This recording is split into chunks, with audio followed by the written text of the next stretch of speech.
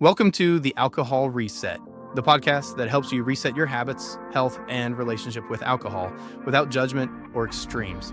If you're looking to cut back, take a break, or just understand how drinking can affect your body and mind, you're in the right place. Each episode brings you science-backed insights on neuroscience, nutrition, and habit change to help you feel better, sleep deeper, and take control on your terms. I'm Mike Hardenbrook, best-selling author, neuroscience enthusiast, and habit change expert. I've helped thousands through my book and podcast to rethink their drinking, and now I'm here to help you do the same. Let's get started. Welcome back.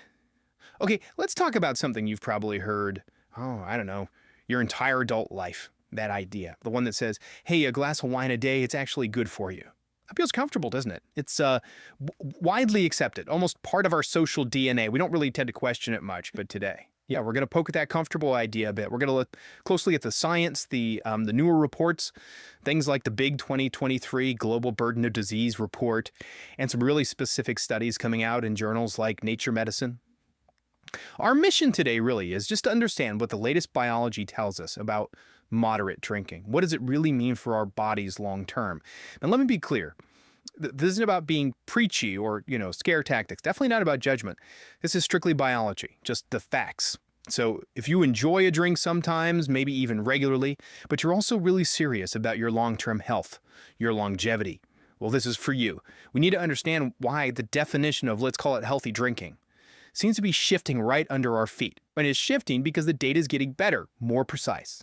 Okay, let's get into it. What are these core findings saying?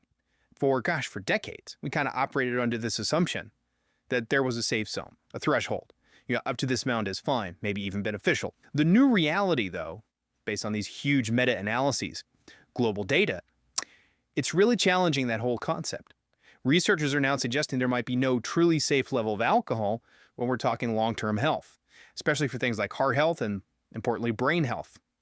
And the tricky part, the damage isn't usually obvious or immediate. It's not like you have one drink and feel terrible effects right away. It's subtle. It adds up over time. Cumulative. I think most of us assume, if I'm not tipsy, if I don't feel drunk, then no harm done, right?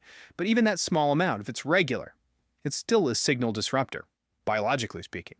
The research points to a few key areas where this subtle long-term impact happens. Stuff that flies under the radar. Like, for instance, regular, even mild drinking. It messes with your deep sleep, your sleep architecture. It prevents you from getting those really restorative cycles your brain and body need. It also tends to throw key hormones out of balance, just keeps things slightly off-kilter internally. And then on a cellular level, think inflammation and oxidative stress. That increases both. Oxidative stress is basically like cellular rust. Not great. And maybe one of the most striking findings recently. Habitual mild drinking actually contributes to gradual brain volume loss over time. Yeah, shrinkage.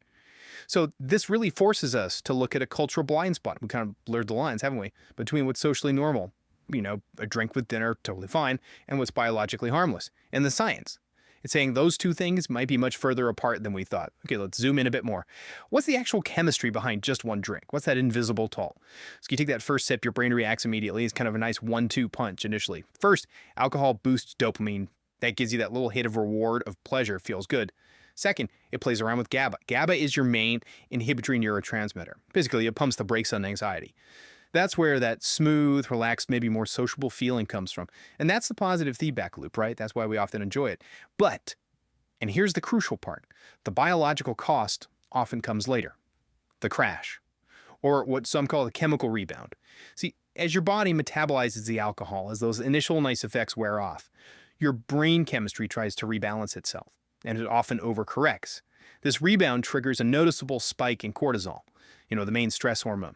Now, if you do this daily or near daily, this neurological roller coaster, that might be why you sometimes wake up feeling, vaguely anxious or just tired for no reason, maybe even craving another drink just to sort of settle things down again.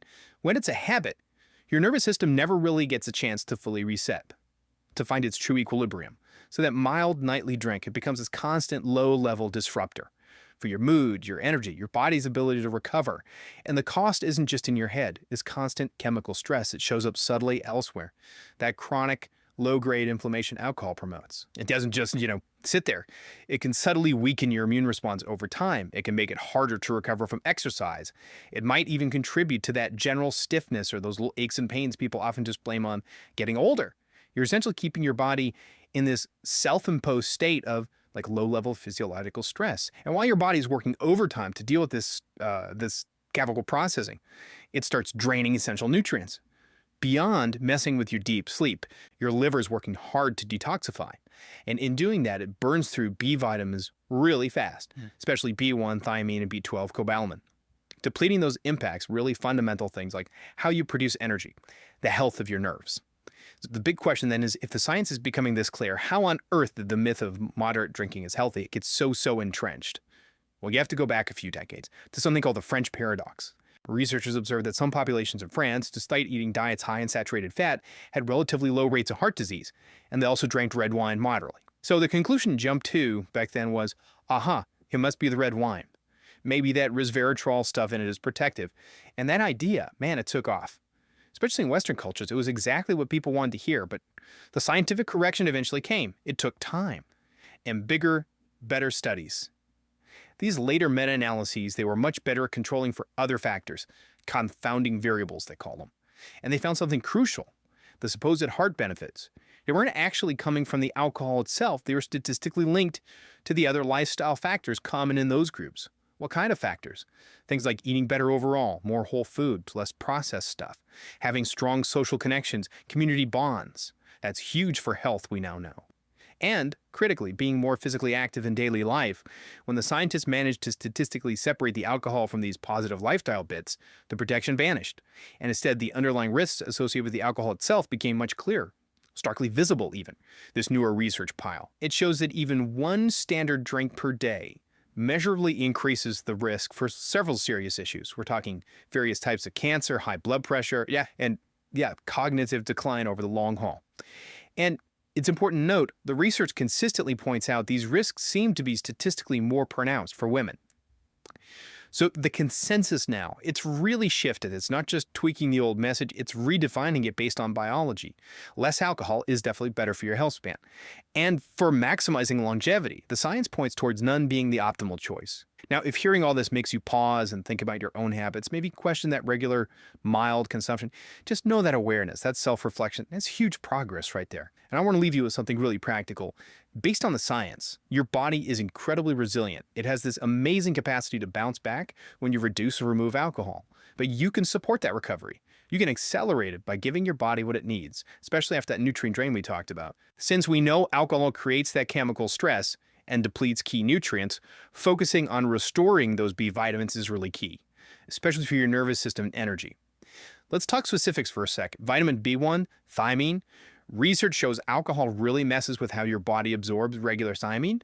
So using a form that's more easily absorbed, like a fat-soluble one called benfotiamine, that can be really effective. It kind of bypasses the gut issues alcohol can cause and helps get that crucial nutrient back into your nervous system, helps restore energy focus. And likewise, vitamin B12, cobalamin, also gets depleted.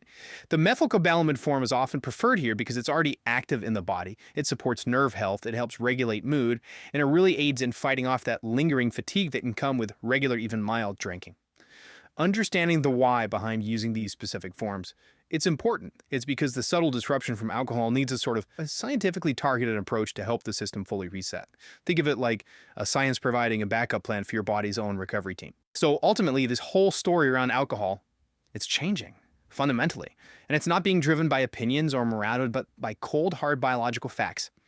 Your light drinking, if that's you, it isn't some kind of moral issue. It's simply a measurable biological event.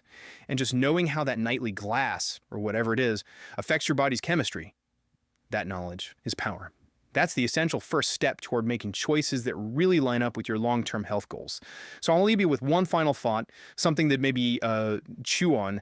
If those health benefits we used to think came from that glass of wine, if they actually came from lifestyle things, moving your body consistently, eating real food, connecting with people, then what's one small non-alcoholic lifestyle tweak you could make starting today? Something that would give you genuine, measurable, sustainable health benefits, completely without the biological downside of alcohol.